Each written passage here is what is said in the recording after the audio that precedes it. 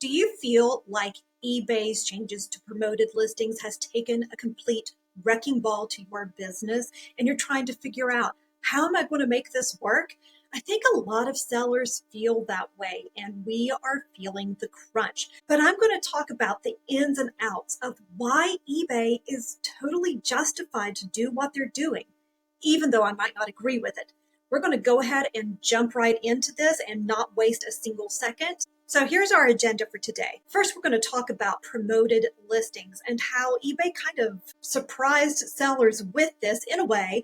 They rolled it out at the beginning of 2025 to Germany first, then other markets in Europe and Australia, and I don't know where else, but it was tested on those markets first. And as soon as I heard about this being tested, I thought, man, this is coming our way soon.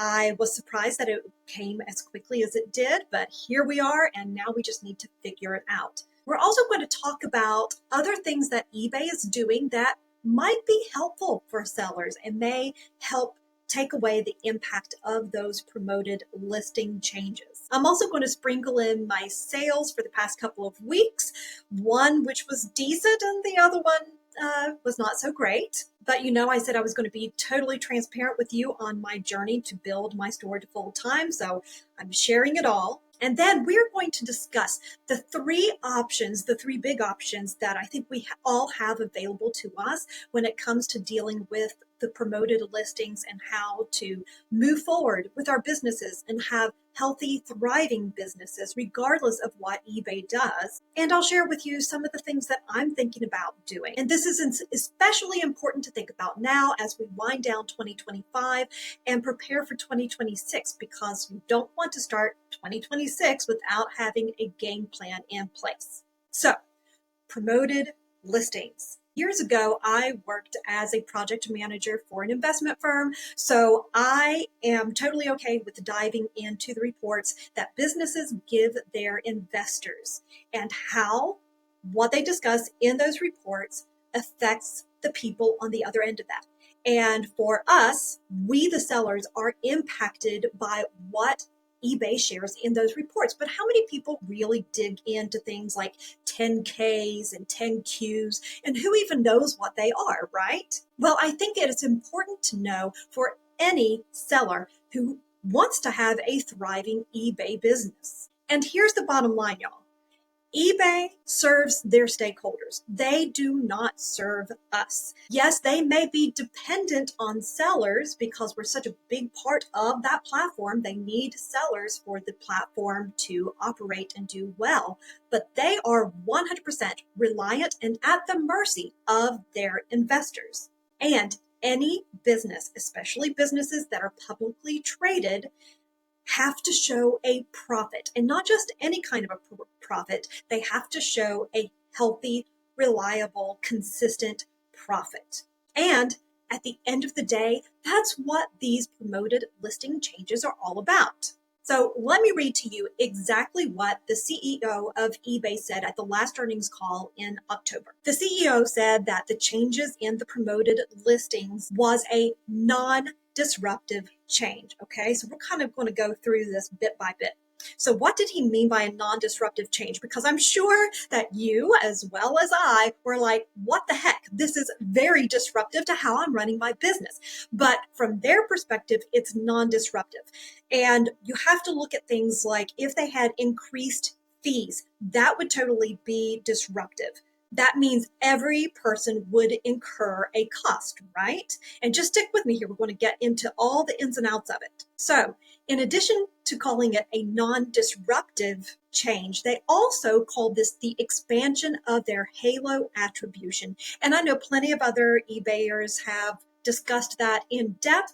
I'm not going to discuss it in depth here. I think we've heard a lot about it already. But we are going to talk about what it means and the language that a CEO chooses to use on those earnings calls and when they release their earnings. So they are trying to tell their stakeholders that our business is doing well and thriving. And I can tell you right now that investors like to hear things like, we have increased our ad revenue, which is exactly what eBay did.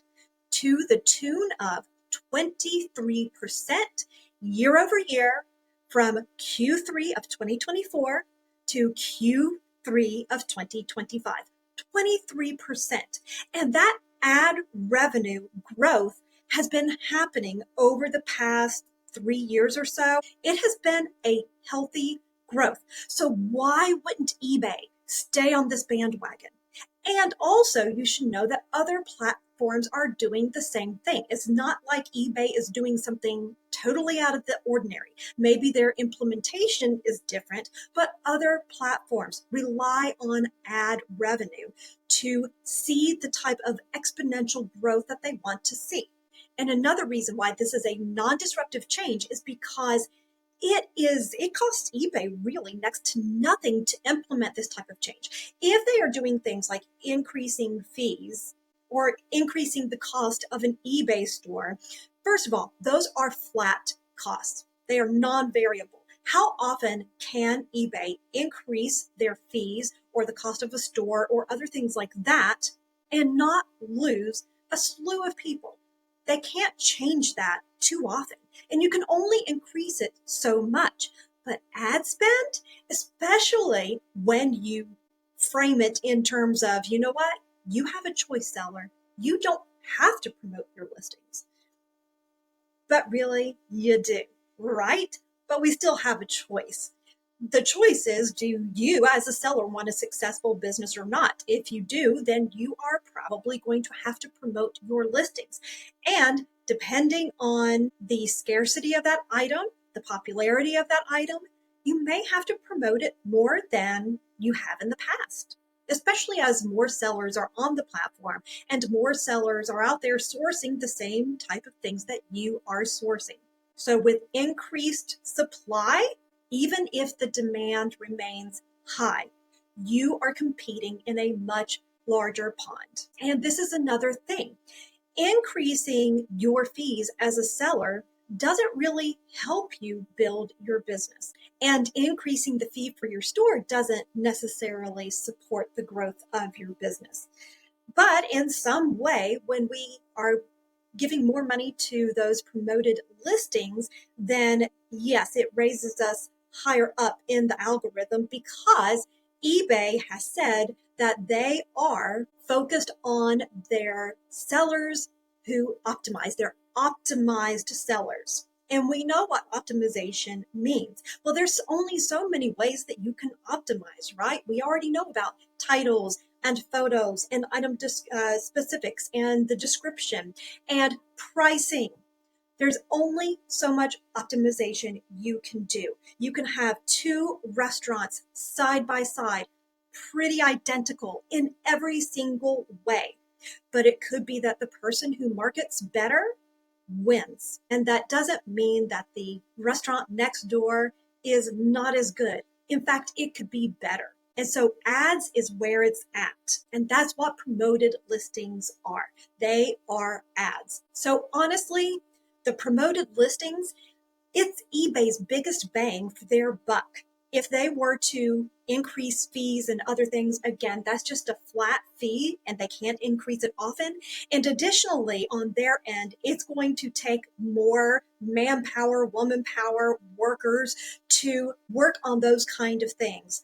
With ad revenue, you, the seller, are doing that. You're the one increasing how much you're willing to spend on the promoted listings. eBay has to do next to nothing.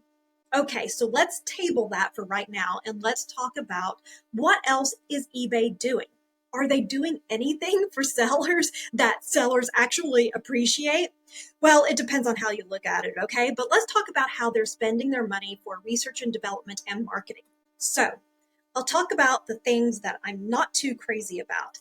And that is things like their AI descriptions and their suggested pricing tool. Don't love it. And also the picture where you can take a picture of an item when you're outsourcing and supposedly it'll pull it up on eBay for you. I have yet to have it pull up anything accurate at all. It is so far off base, like I have just given up using it. And when it comes to the suggested pricing, it really has zero nuance to it at all. It is rarely, if ever, accurate when it comes to pricing, and I just have to rely on my own research, and I use other AI tools to help me research items and get the best price. But when it comes down to it, it is me doing the research. And then those AI descriptions are absolutely horrible, so I don't use them. I use other AI to help me write my description after I've plugged in all the information. So again, it's reliant on me to do the research.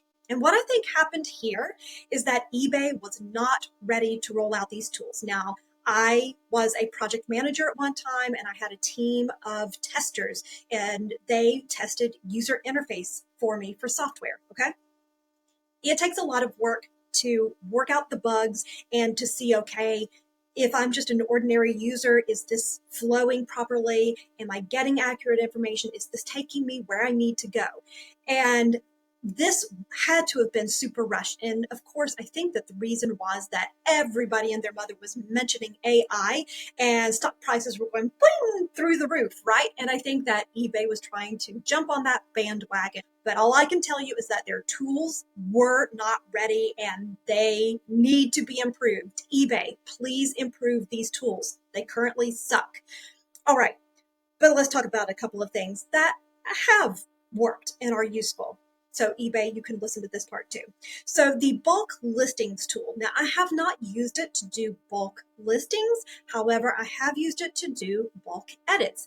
And it is a little clunky in terms of the interface and how it works, but it works. So it's okay. It's fair. All right. The other tools, the other AI tools, I feel are actually causing me issues instead of helping me. But this bulk listing and edit tool is helpful. And then finally, I think that the best thing that eBay has rolled out so far are the changes to their global shipping program. Thank you. It is useful to be able to send an item to a hub instead of me being responsible for sending it overseas, dealing with the customs and all that, blah, blah, blah. It's useful. And then if anything happens, if there are returns and all that, then eBay is taking care of it. Thank you. Much appreciated. Those are the things that eBay has introduced so far. What's coming up next? Well, they have a partnership that they're working on with Meta. And I have to dig into it a little bit more, but it sounds like items would be promoted through Meta's marketplace, Facebook marketplace, without additional costs to sellers. So I need to dig into that more. I don't 100% understand it, so I don't want to talk too much about that, but I know that that is in the works. So what I'm going to do is I'm going to take a little pause here because I'm going to talk about my sales over the past couple of weeks, and then I'm going to tell you what I'm doing now to protect me from the promoted listings craziness. Am I going to run my business into the ground chasing promoting listings and trying to get my item up to the top of the first page so I can sell it? How am I handling that? And then what am I thinking about for 2026? But first, sales from the last month. So in October, this actually came down. I think I had a return. It was over 1,700. So, but regardless, so I have $1,668.14 in total sales. So that's gross. And then after taxes and fees and the cost of shipping, because yes, I do offer free shipping on pretty much everything, then my net sales came to $1,022.27. And then I want to go down here and show you what my sales were like. Now, I am looking at the consistency of my sales. I definitely need more items in my store. I'm just shy of 200 items right now. I have 199 active listings. I definitely need more listings, but more on that in just a minute. But I'm looking at the consistency of my sales, and they are not consistent. So hopefully, as I get more consistent with my listing and listing quality items, then that will work out a little bit better. And now let's look at what my overall sales are like so far. So I opened my store the very last weekend in August. I am 10 weeks in, getting ready to start week 11. And so far I have sold $4,057.31 worth of items, and my net is $2,562.97. Now, that is not excluding my cost of goods. So I would need to remove my cost of goods from that, and I will do that towards the end of the year going into next year so that we have a clean number, and I can share that with you. Next, how am I doing in November so far? I was doing pretty well at the beginning of November. So my first week there, I had $558.73 in sales. And I was really excited about that. And in fact, I had a wonderful thrift that sold for a lot of money, but I'm not sharing that right now because honest to goodness, I am really scared of jinxing myself. So I'm going to wait until 30 days has well passed. And then in December, I will share with you that thrift because it really was awesome, but I just don't want to jinx myself. And then my net sales for the first week of November, $363.80. And then let's look at this past week. All right, this was a disappointment. $160.65 sold, and I netted a whopping $75.63. Wah, wah. That was kind of a sad week for me. But again, I'm in my building, learning, growth phase. So I will take those punches. I will just roll with them. And I know that things will improve. And so now that's what we will talk about. We will talk about what I am doing now, as well as what are your options to handle this promoted listings change. Okay, so of course I'm doing the basics. I am optimizing my titles. I feel like I'm getting better and better with my titles, and I've been using AI to help me tweak my titles and make them stronger. And I've also been going to my older listings and improving those titles that I wrote at the very beginning, which probably aren't as strong. I've also been going through and making sure that all of my item specifics are filled out in depth. And if there's anything I can add that I think a buyer might be looking for, then I add it in there. Have not altered any of my photos except for on a couple of items where I felt like the photos didn't do the item justice at all, and I did retake those. Also, if there's an item I think is really special and it needs a photo that pops, then I'll take a picture, pop it into Canva, and make some changes. I think I showed you a picture of a reversible coat that I sold. It was a J. Jill coat that was reversible, really cool, in a chocolate brown and red. And the initial image, the first image, showed the coat in both colors. So I showed that it was reversible in the first image that they saw, and it was on a nice, clean, crisp background, and it really popped. And that sucker sold in 12 hours. That was fabulous. Another thing that I'm doing is I'm going back and reviewing my pricing. So I think that I've improved my pricing prowess, if you will. Not that I'm perfect at it, but I am getting better. And I'm trying to price things accurately based on solds, maybe just a little bit more so that I have room to negotiate with buyers, but I'm also mindful of what people are listing for. And I have to tell you, a big frustration that I am having is I feel like I'm seeing, and you tell me if you're seeing this as well, I feel like I'm seeing more and more people race to the bottom on price. And I'll give you an example. There was an item that I was reviewing the price for, and I knew that I had studied the solds, and I looked at the solds, and the solds are still holding true to my current price, which is in the upper 30s, so $37 to $39 sold with shipping included. Then there was someone who had sold this item for $18. Then I have people make me offers based off that super low sell.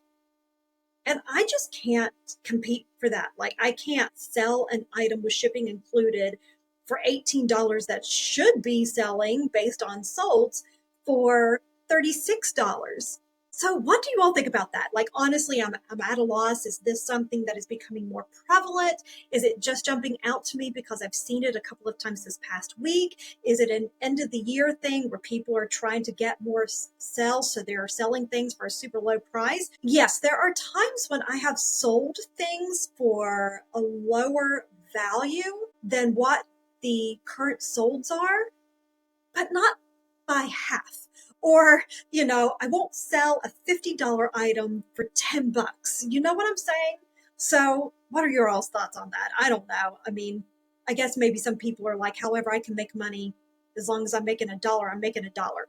What are your thoughts on that? Okay, so what else? Another thing that I'm doing is when I'm sourcing items, I am revving up, as I've discussed before, my label study and looking at product research. What is selling? What are people after? That has a higher demand or a strong demand, but there aren't as many sellers. So, in other words, I'm trying to swim in a pond that has more space. I don't want to be the koi swimming over all the other fish at the fish farm trying to get the little nibble of food. Okay. I am trying to get in the ponds that give me space to swim around in. So I am looking for those items that have fewer sellers, but still have a strong amount of demand. It might not be super high demand, but it's strong enough to where, because there aren't as many items, my item has a better chance to sell. What are your thoughts on that? How do you handle your sourcing, especially as we deal with the promoted listings? So now let's go back to that and talk about how that fits into my approach. There are three ways you can approach a business, right? You can do what probably a lot of people are going to do, which is promote at a higher rate, right? It's going to lower your margins though. So I think about that, and I will be in that camp probably with the majority of my store for now. Okay. So for now, let's say that I'm going that route, that I am going to accept a lower margin because I have to promote at a higher rate. That means I have to make sure that my cost of goods is low, because you can only go so low before you lose money. And I don't want to lose money. And I also don't want to make $1, $2, or $3 on an item that it cost me to go out and spend hours sourcing. It cost me to clean it. It cost me time to take photographs and to create the listing. All that is a cost. So how hard am I going to work to make a $1, $2, or $3 profit? I'm not. That's not a game that I'm willing to play. I'm sure that there are people out there that they have a business and that works for them, but that's not the business model that I want to create. So if I try to do that, first of all, I'm going to have to build a much larger store than 200 items, and I'm going to have to source intelligently and find better items. More on that later, but it's getting harder, I believe. So I have started to increase my promoted ads cost. And what I'm doing is I'm looking at my items. I'm going to a browser where it doesn't know that I'm an eBay seller, and I am looking at my items as if I am a buyer. And if I do not see my item, if it's way, way, way, way, way down or on another page, then I am slowly increasing my promoted ads rate. And then I'm going to see, and I'm not doing it on everything right now. I'm doing it on a select number of items to see how that improves my sales, if any at all. But as I'm doing this, I'm using the eBay fees calculator that I've told you about before, and I'll put it in the description below. It's a super huge help. And I'm seeing, okay, if I increase my fees to 5% or my promoted ads to 5%, what does that do to the lowest amount I'm willing to accept for this item? So make sure that if you're going to increase your promoted listing ads rate, that you are aware of how that's affecting your bottom line. Okay, second choice. So the first choice is, hey, you're going to go ahead and you're going to promote your listings, but you're going to accept that there's a lower margin. You're not going to be making as much money. Number two is, you just keep on doing what you're doing, right? So that means that you are not going to change your approach, but then you're not going to sell items as fast. It's going to be slow, right? The sell-through rate is going to be slow. And I've been thinking about this. And for me personally, my inventory is in my home. I can only hold so much inventory. And I'm just starting out. I'm trying to be smart about my business. I don't know that that's the model that I want to follow, at least not today, not right now. And here's my thing with this one, the reason why I think I will not go this route is because this ads thing, because promoted listings are ads, this ads approach is not going away. eBay is not going to give it up. I don't care what sellers do. I don't care if they boycott in some way because they've already rolled it out globally. They've just added the US and Canada as the last bit. They might back off a little bit, maybe, possibly, but to totally abandon it, that is not going to happen. So I need to decide how I'm going to incorporate it into my business. This is what I think, but I'm open to hear what anybody else thinks, but that's just my thoughts, having been in larger businesses and dealing with publicly traded companies and all that. I just don't see them giving up the revenue that they're getting from these ads. They're just not going to do it. My thought, my opinion. Okay, finally is to source smarter, right? Find the unicorns. I mean, and that's what they are. They are unicorns. Every once in a while you find those, right? I go out every single time I am sourcing and I am looking for those unicorns. And they are getting harder and harder to find. Honest to goodness, a few weeks back, I found a blazer by a company, Les Copains, that they make beautiful blazers. And there is a strong demand for them. But the first one I thrifted for $4.99. The second one was $10. And I can't do that. I am getting some items that are costing a little bit more, but those are my experiments.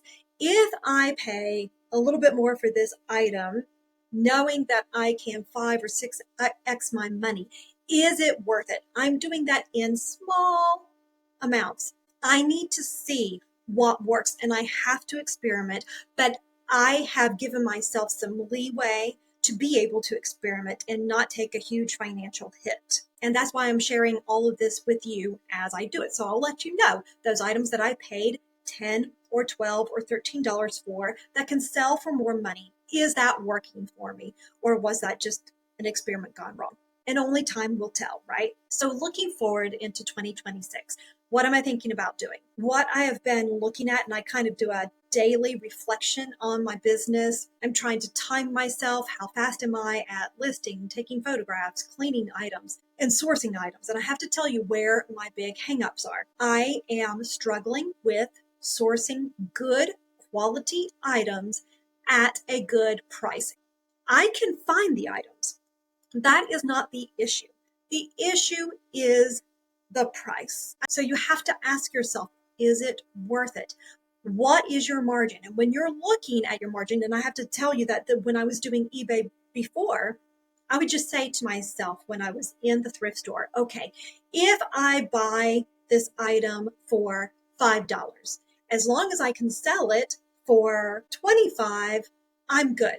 And that is not a smart way to approach your business. You really have to consider the fees. Now, the promoted listings, the amount of promoted listings, and just an aside on that, don't forget that promoted listings used to be only 1% that you had to promote at if you were going to opt into that. Now it's 2%. So at some point, we all know that eBay is going to bump that up to 3 and beyond, right? It's just going to increase. So you really have to consider, especially now with the number of sellers that are online and the cost of goods constantly increasing, you really have to be aware of how much you're spending on an item and how much you can turn it around for. And it's getting harder and harder to find those items because also don't forget that thrift stores are using AI to identify items and they're marking them up. So for 2026, what I am considering, I need to find ways to build relationship, to access items before they ever make it to a thrift store, before anybody ever says, I'm exhausted with all the stuff I have. I'm just going to take it to the thrift store. I want them to bring it to me instead. Something else that I'm considering is getting a wholesale pallet.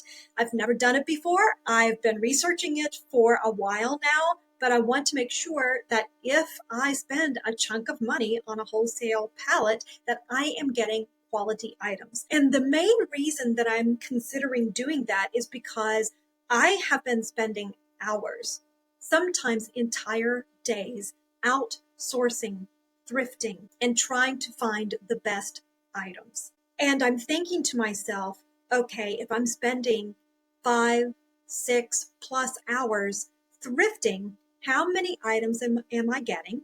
And what is my return on that investment? And did I source the best possible items I could? So when I consider all that, I don't feel like it is the best way to spend my time. You make money when you buy. You don't make money when you thrift. You make money when you buy an item. And yes, that does mean that you're going out thrifting, sourcing, whatever. When you buy that item, so buying low, sell high, right? And then when you get that item listed, and it has to be a quality item. And I feel like I'm wasting so much time sourcing items in spaces that are not giving me a strong return. So that means I either need to find better spaces to thrift items. I need to go out and look more for better places. I need to connect with people who have access to these items where I can acquire them for less. And for me, I think I need to consider wholesale. So that's where I am right now. And then finally, I am asking myself, do I need to niche down to a very specific clothing niche? And I'm not saying that I would give up selling other items. I would still sell things like Legos in bulk if they come up because people want those and they sell. If I have a camera to sell, I'm going to sell it. Yes, I will still kind of be an everything store, but remember, my main focus is clothing. So do I need to niche down? Does it benefit me to niche down? So for example, do I want to become the eBay expert on Aran Irish wool sweaters that were made in the 1980s? I don't know, I'm just making something up. Do I want to super niche down to a specific area and focus on that and only source those type of items? It's just something that I'm playing around with, that I'm thinking about. I'm going to do more research and study into it. But if you stick with me here on this channel, then you'll hear all about it. So how is your business going? What are some wins that you've had? And what are some frustrations that you're experiencing? And please tell me, are you sharing any of the frustrations that I have? And how are you navigating them? I would love to hear all about it, because remember, we are all a body of knowledge, and when we help one another, we make one another stronger. So if you're interested in this type of content, I'm going to link a video right over here. You can click on that, and I will see you in the next one.